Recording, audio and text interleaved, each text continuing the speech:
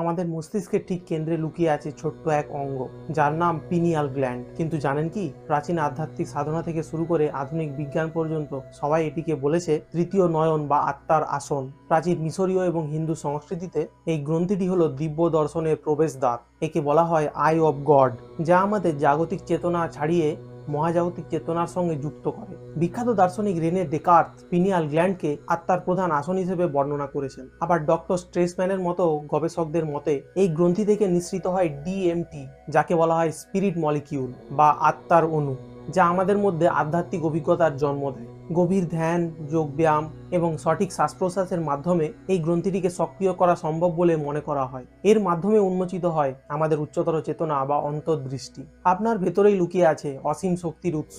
আপনি কি প্রস্তুত আপনার তৃতীয় নয়ন জাগ্রত করতে? ভিডিওটি একটি লাইক করে চ্যানেলটিকে সাবস্ক্রাইব করবেন, কারণ এর পরের ভিডিওতে আমি নিয়ে আসছি যে পিনিয়াল গ্ল্যান্ড কি কি কারণে ব্লক হয়ে যায় বা তার কার্যক্ষমতা কমে যায়, সেই নিয়ে আলোচনা করবো। তাই অবশ্যই সাবস্ক্রাইব করবেন।